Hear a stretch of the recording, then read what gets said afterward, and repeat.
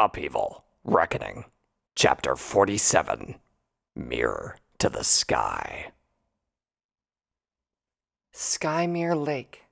For Twilight, the name seemed too simple for what had happened and what will happen here. The air was heavy with tension, and the silence blanketed them like thick fog. It was as if everything was holding its breath, waiting for the confrontation about to occur. As befitting its name, the waters of Skymere Lake displayed a sheen that was clearly magical in nature. Remarkably, the water had not frozen solid. Even from a long distance, the gentle rippling across its surface was visible. The sky above them was still covered with dark gray clouds, and with early morning light struggling to shine through. The water showed that scene with equal clarity, as if there were two skies in that spot. Even with the rippling, the image was perfect. Individual clouds moved across the surface, as they did in the sky. A few weeks ago, this would have been a breathtaking, smile-inducing sight. Knowledge of the Old Kingdom put a dark twist in Skymere Lake's beauty.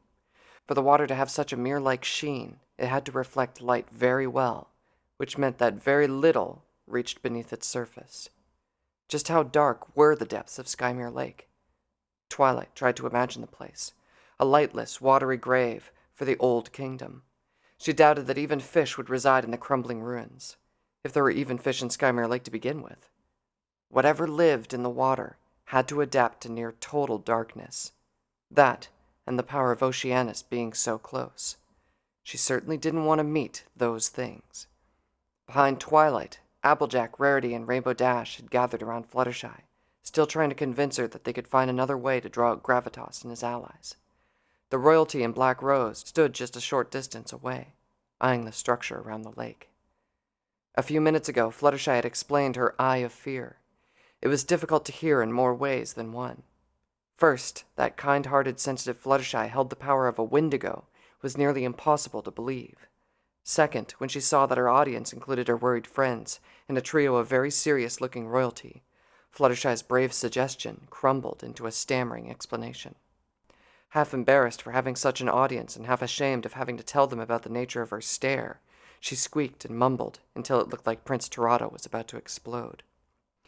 It wasn't Prince Torado's scowling impatience that made Twilight wary, however.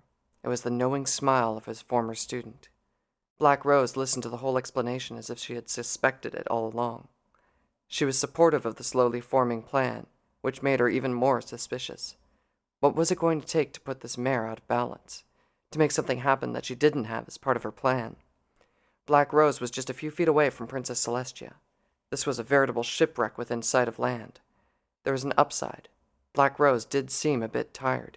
She spoke confidently and moved with the same grace she always did, but the smaller details were more obvious.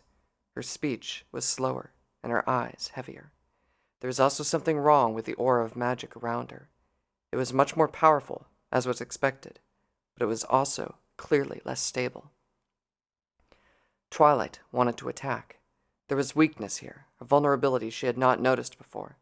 Black Rose's defenses were not perfect, and her thorns were back in Canterlot. She glanced at the royalty. They must have noticed too. There was no way they couldn't. Perhaps Princess Celestia was so focused on gentle gravitas that she couldn't be bothered to gauge the enemy before her. Perhaps Prince Torado was too involved with his former student to take advantage of the situation. As for Princess Luna, there was something odd going on with her too. While her siblings looked towards the structure that Gravitas had built around Skymere Lake, Princess Luna was staring intently at its waters, as if seeing something that no pony else could. Twilight shook her head and focused on Black Rose again. Did she dare? What if this was a chance? If she was tired, would her friends quickly guess the situation and jump in? Would the royalty help her? She let a front hoof drag against the ground in anticipation and worry. At the sound of the snow scrunching at the motion, she swiftly regretted that move. Black Rose suddenly looked towards Twilight, as if she had felt the stare on her. To Twilight's dismay, that annoying, confident smile widened just a bit more. The message was perfectly clear. Come and try. The chance, that ghost of a chance, quietly slipped away. Twilight would have to wait until Gravitas was dealt with.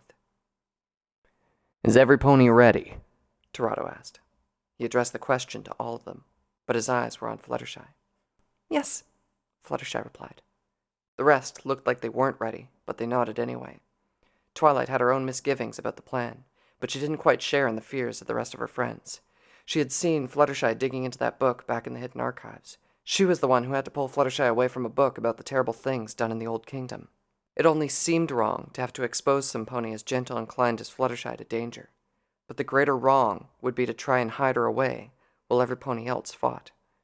Twilight looked to her side and towards Pinkie Pie, the other pony who was enthusiastic about the archives. "You're not going to talk Fluttershy out of this plan?" she asked. Pinkie shook her head vigorously. "No," she said. "It's tough not being able to help as much as you want to." She looked wistfully at Fluttershy. "I'm not taking this away from her. I just hope I get a turn later."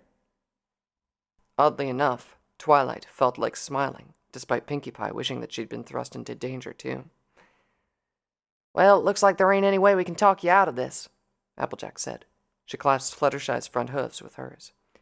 "Just promise me you'll stay safe, Fluttershy." "Applejack, I can't," Fluttershy said. "Not without lying." The others moved back and let Fluttershy stand between the royalty. Don't sound like you're making farewells, Toronto told Fluttershy. You're off to accomplish a mission, not off to the gallows. Yes, Your Highness," Fluttershy said. She trotted over to stand between him and Celestia. "I'm ready to start."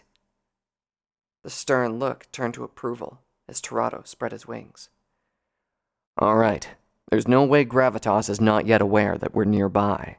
He's likely pissed that none of the alicorns he sent took out their respective targets. Fluttershy, do you need to actually stare at some pony to use this eye of fear of yours? I'm not sure. Fluttershy looked away when the frown returned to Toronto's face. "I don't think so. I think I can just use it from afar and he'll notice." You think? Well, I've never tried it before." Toronto's frown deepened. Are you sure you can even use it on command? He asked. The glower from the prince slowly eroded Fluttershy's carefully built-up courage. "No, but I really think I can, even if I hadn't before, and—" "Big brother, let's just give her a chance," Luna said. "No pony knows much about Lochorus's abilities. She's doing all of these things by instinct." "It sounds like a wonderful little gamble," Black Rose said. Damn it, Rose, Toronto growled. All right, we'll fly a little closer, then see what Fluttershy can do. Luna, stay with the other elements of harmony and make sure they can join in as needed. All of them nodded again. Toronto, Celestia, and Black Rose flew off with Fluttershy. The cold clung to Fluttershy's feathers as she took to the air. Her wings felt stiff, and each flap felt like the wind was trying to push her away. None of the alicorns were experiencing the same trouble. She knew why, too. There was no powerful wind blocking her back or oppressive cold weighing her down. Fear of General Gravitas blew her back, and doubt in what she could actually accomplish weighed her down. She would have been happier flying through an actual blizzard than dealing with these feelings, but she flew gamely on. This should be far enough, Prince Toronto said. The four of them hovered in front of the fortress. They were still almost half a mile away. It was only now did Fluttershy realize that she was going to rely on Prince Toronto the most for protection. She didn't trust Black Rose, while Princess Celestia was not at full strength. The prince was intimidating, unfriendly, and outright rude, but having him in front of her was reassuring. "When you're ready, Fluttershy," Princess Celestia said. As for Black Rose, Fluttershy didn't even want to look at her. The mare had a smile full of traps. If she caught a glance of that now, she would never be able to do anything. Instead, she closed her eyes. Whether she called it the stare or the eye of fear, she needed it now. "Please," she pleaded.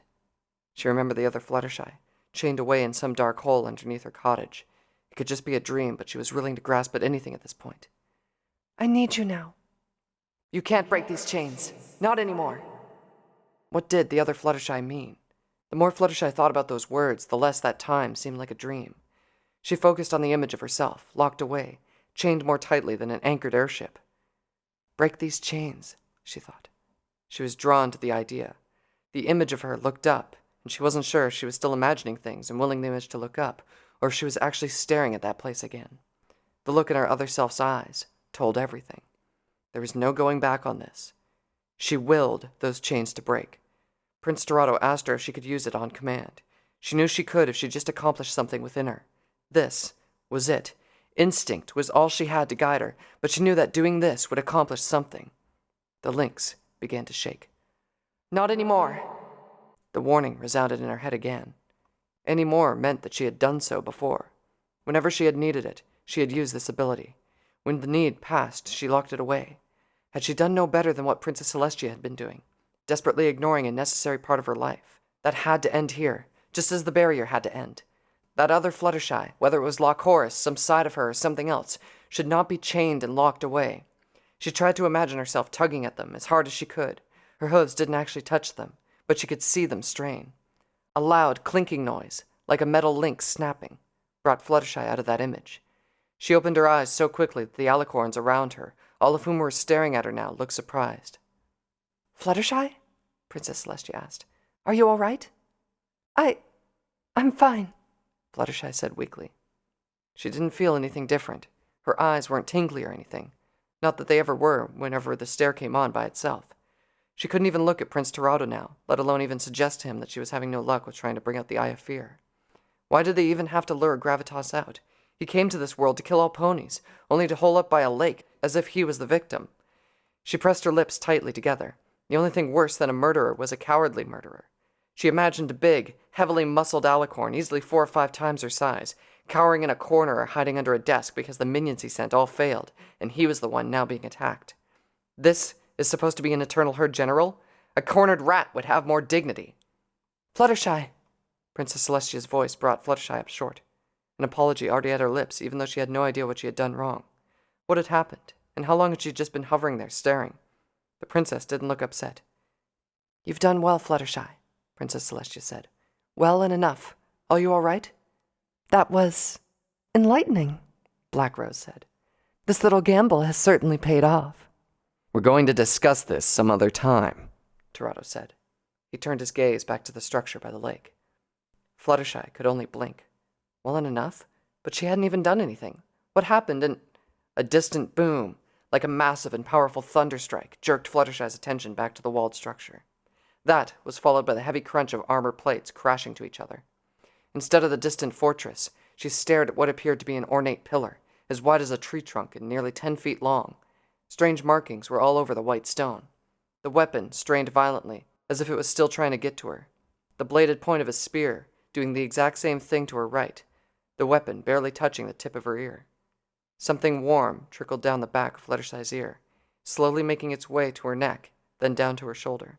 Her heart jumped from steady to frantic in an instant at the scene unfolding inches away from her. To her front, Prince Torado had slammed into an enormous alicorn, one even bigger than he was. His hooves pushed back an enormous shaft of white stone so dangerously close to pounding her skull into paste. To her right, both Princess Celestia and Black Rose had blocked the thrusting spear of a gold-armored alicorn, this one hardly any bigger than Princess Luna. A second boom erupted from behind them. Fluttershy gasped. Her friends were towards that direction. She didn't dare look away from the deadlock in front of her. With an angry grunt, Prince Torado shoved the bigger alicorn back. The smaller one retreated and hovered next to his companion. Not even a word of greeting, General Gravitas? Torado told the big one. Royalty doesn't get you anywhere these days, it seems. General Gravitas wasn't looking at Prince Torado when he replied. First, he turned towards the smaller alicorn. Fulman, join Redentum and censure Princess Luna. Kill the mortals with her. I will deal with these ones. Fulman nodded, then winged his way towards where Princess Luna and the others were. Once he was alone, Gravitas turned his gaze towards Princess Celestia. It was a sad time for the herd when the fall of Lexarius was discovered. Sadder will it be when it becomes known that Princess Celestia has fallen further still. His deep voice went from a solemn monotone to an angry snarl. How dare you show yourself to me while consorting with a vessel of the Firstborn's power? You wretched little filly, forever shall his majesty be shamed for fathering 2 wicked children. Open your eyes for once, brute, Celestia retorted. She gestured to Fluttershy with a foreleg. This vessel is called Fluttershy, and she also happens to be the bearer of the element of kindness. She is proof of what mortals truly are, potential for both good and evil, bound together by a will free to choose. Destroying them would be a mistake even a fool should be ashamed of making. Gravitas did stare at Fluttershy intently. His ice-blue eyes narrowed. It is true. The element of kindness does reside in this one, he said. He sounded calmer now, but his voice remained stony. My duty is clear. The elements of harmony must be freed of their prisons and returned to the herd. Celestia's eyes widened for a second, before narrowing into slits. By my father upon the throne, Gravitas, if you thought any less, you would drain the minds of those around you. Gravitas answered with a frontal charge, his weapons sweeping them in a wide arc. Prince Torado flew ahead to intercept the blow while Princess Celestia had Fluttershy in a telekinetic grip and flew out of the way. Black Rose had already circled behind Gravitas, her horn surrounded by both golden and black magical energy. Celestia! Prince Torado called out as he struggled against the enormous weapon.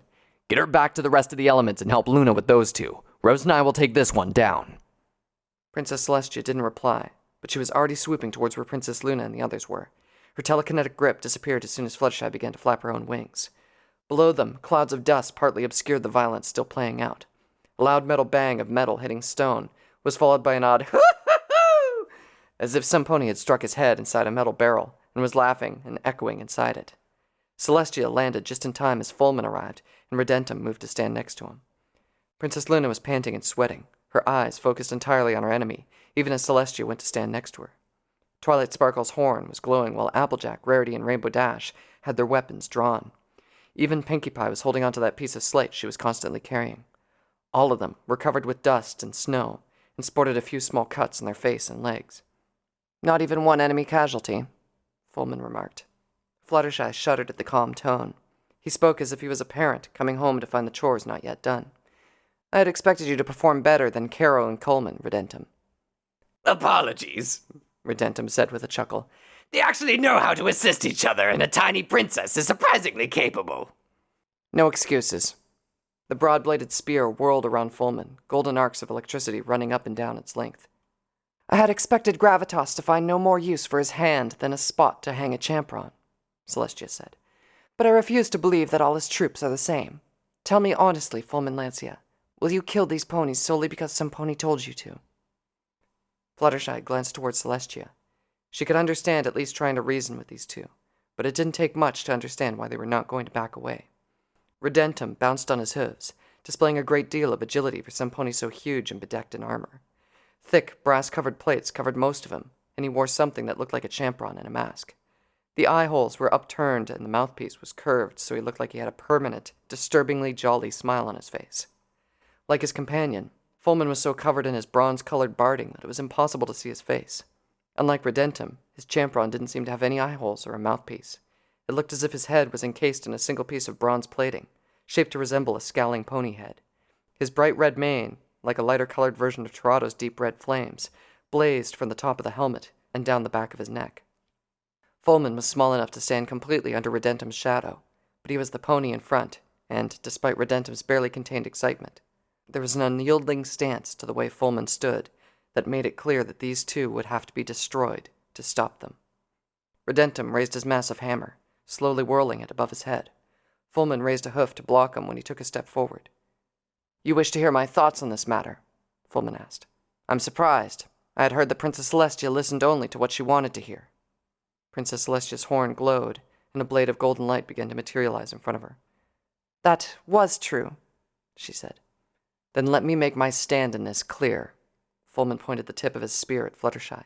She braced herself, fearing that those bolts of electricity might shoot out towards her. No lightning bolt came. The mortals are, and have always been, only one thing. A problem. One that has been indulged, rather than dealt with, as any problem should be. This is not even unique in that regard. Before his cycle, your father called for the closing of the Void's rifts when they first appeared. But some of the elders insisted on studying them. The problem grew as a result, but his gallantry ultimately saved us all. You are young, Princess, which is why you speak and make stands as if these events are new and unique, when, in reality, the same old truth is playing itself out yet again. And what truth is that? Celestia asked. The sunlight blade she had been holding low now levitated in front of her face. The politicians make the mess. The soldiers clean. Fulman lowered his hoof and stepped forward. Redentum! He barked. Are we done talking? Redentum asked. His hammer whirled even faster to match the growing excitement in his voice. Yes, let's solve this problem. The hammer stopped whirling, and the spear lowered to aim for a heart as both alicorns charged.